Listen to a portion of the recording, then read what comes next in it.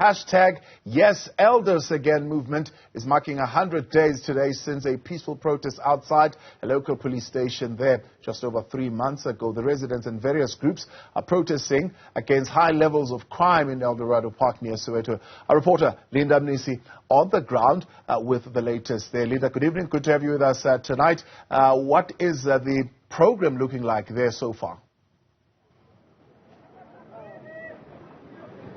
Well, we've just wrapped up the program here in Eldorado Park, just outside the Eldorado Park police station. And as you would have heard earlier, my guests talking about what's happening today and what needs to happen going forward. This tent that you see behind me has been here for 100 days as a sign of a peaceful protest from members of the Eldorado Park community, as well as the Yes Eldos Again Movement. They've just wrapped up the program, as you can see, packing up some of the chairs from the guests that had attended this event. The tent's going down, but it's now reaching the next phase, Thabo. You'll remember that there's been a lot of complaints in this community, particularly around gun violence, which has claimed a number of lives. And what that looks like, what the next phase looks like, it looks like legal advice, getting legal advice on how to hold government accountable, because what they wanted initially is a multi-sector kind of approach to the issues that are plaguing this community. I'm joined now by a legal representative, one of the people who'll be giving this community legal advice, Wendell Bloom. Wendell, thank you so much for your time. You're not a stranger really to community work and legal work in communities, but this one is one really that charts a way forward for this community, but will also set a precedence for communities who have similar complaints, have seen government come and make promises but not sticking to them. What will this look like, this legal journey that you're now going on with this community? Thank you very much, Linda. The important difference that we are trying to achieve here, as opposed to other communities, is the enforceability of the accountability. And what I mean by that is that where the government, where the South African Police Services takes account and can be held accountable through court orders, through potential contempt of court if they do not comply with what is required of them in terms of legal processes, to do what they are supposed to do in terms of what the Constitution enshrines in sections 9, 10 and 11, particularly with regards to security of the person, which is enshrined in our Constitution, where there is an arm's length of authority that speaks to the protection of the security of people. And the difference now is that previously there was always petitions, there was always memorandums handed over. In this instance, we are now saying that we are giving you an opportunity to have dialogue.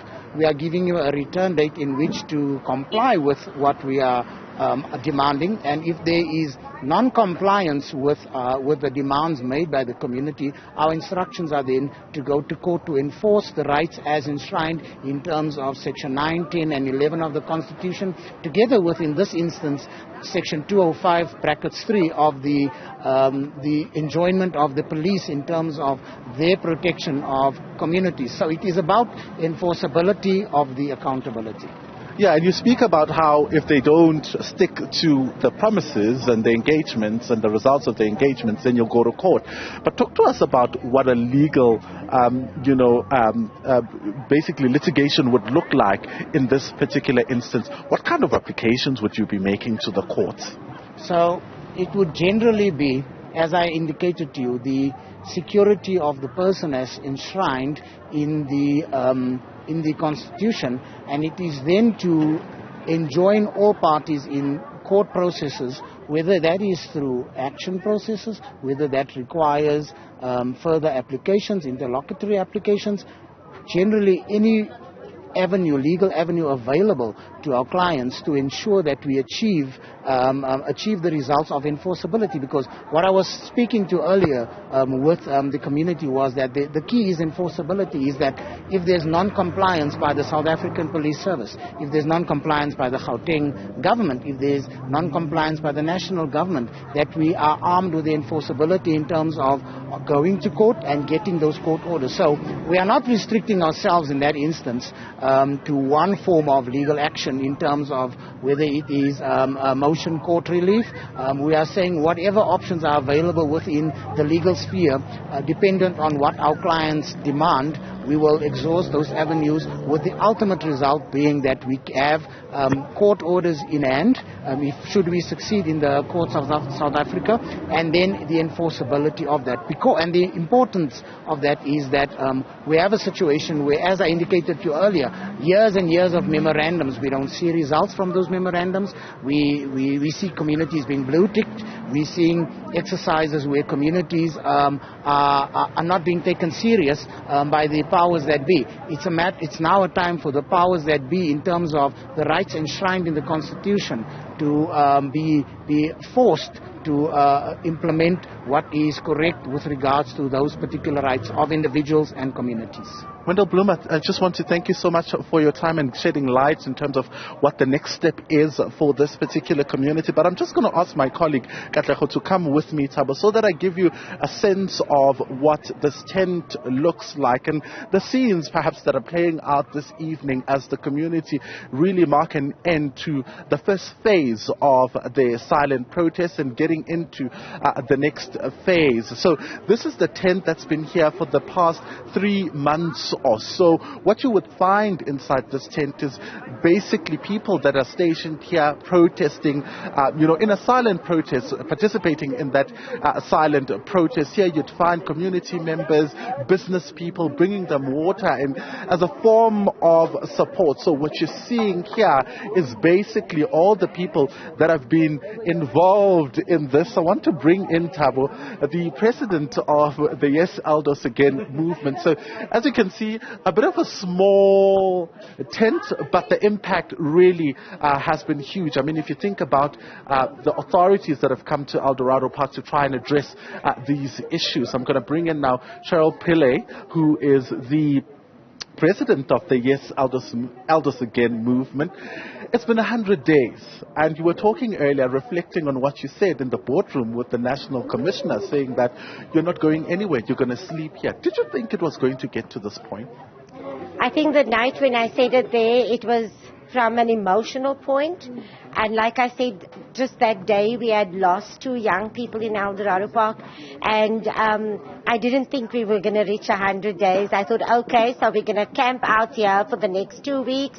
We're going to have enough boots on the ground, and we're going to see the Nyalas. I think that night I actually asked the general.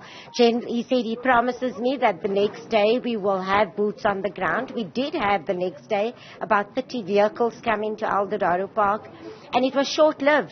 And then when we noted that we saw them for a little while and they were gone, no impact was made, we then continued to stay. And here we are 100 days later. So sometimes when we just speak out of emotion, we must think on what we're saying. But through that, the Yes movement was given birth to, and here we stand today, 100 days. 21 communities joined the Yes movement, so we gone national, and don't underestimate what you say in that gist of the moment. Next step, we're talking legal action. Are you hopeful that perhaps will yield some results? Most definitely. We will take it to every level. I think we deserve to have a safe community. We deserve to have a community where our children can thrive in. And so our constitutional right is that we need to be protected by the people that needs to protect us. So that was one of the reasons actually being at the police station was it's safer to be here. But looking at what our options is legally is one of the steps in the right direction. I think we as community need to rise up and go at every level that we can to ensure a safer community for our children, our grandchildren. Yeah. Councillor Arnolds, I want to bring you into this conversation. I mean, much of what has been discussed today and over the past 100 days has been how government has really failed to address the issues in this community. And as someone who is in government, they spoke today about how you would often criticize government. You're in government, you criticize government. Talk to us about response to the issues that are plaguing Eldorado Park. If I really have to rate government, I think I would give them a 3. because there's nothing that government is really doing, especially in Eldorado Park, Reichert Park, Westbury, Nuclear, wherever we are, there's nothing that's being done. And it's devastating to think you are in government, you are there because you want to assist, but government just doesn't do anything. You know, it was a joke that I said on Sunday is that we talk to the wall come 15th, 27th and 20th, but when we have to implement, we do not implement. And I want to bring you in, Marcel, as well. I mean, your foundation really looks and takes care of vulnerable people in your community. Having to witness all these shootings and this gun violence in your area, I'm sure that has an impact on their mental health and just their well-being. Yes, it definitely does. A lot of our kids have been affected by it. They are traumatized by living under these circumstances. And those are one of the reasons why myself as an organization and as a person, a community member, have decided that we have to take a stand. And we have to fight for the rights of our children and our people living with disabilities as well as our community. Marcel Daniels there talking to us about the impact that it's had, Thabo, on the vulnerable people in this community. So 100 days later, this will all go down, but it's the next step, really, for this particular community. I think it's going to be quite interesting, Sheriff, looking at the role that activism plays in your community. Eldorado Park has been in the news over the years with you guys raising your voices, saying that you want help, you want government to come in. What does this mean for activists? It gives a different perspective. Because for the longest time, it's always been a case of, they're violent, they're burning tires, they're damaging infrastructure. For 100 days, we have said we will not move. And we have sat in a tent, we have slept in a tent, and we have said this far and no further. We have changed the narrative when it comes to how we are now perceived by so many people. Because the reality for us is, we did not burn a tire, we did not damage infrastructure. We came to you at your level. Because you were constantly saying, how can we possibly negotiate with individuals that are violent? So we have said, this is how we are going to approach it. We're changing how we are perceived. And that has also brought a lot of other communities on board. It has changed the perspective of historically disadvantaged communities across the country. So that in itself should tell you exactly where we're at when it comes to making our voices heard. And 100 days has just cemented who we are as a people. It has cemented who we are as activists. And it has also given us the impetus and the chutzpah to get to the next level. To say, okay, fine, you have not really responded in the vein that we expected you to. So now we are saying to you, we are showing you our cards. What are you going to do? Are you going to take us on or are you going to take us down? But ultimately, it's about who we are, where we stand, and government's lack of will to serve. All right. Thank you so much for your time. Quite interesting views, Thabo, that we've heard this evening coming out of Eldorado Park. It's clear that this is not the end. The community of Eldorado Park will not back down until there is some sort of intervention. It's back to you. All right, Linda, Mnisi, thank you tonight with the activists there of the Yes Eldos Again Movement, including some legal counsel, Councillor Margaret Arnold's there as well, after these 100 days, clearly taking a new direction and a new approach to the fight to crime.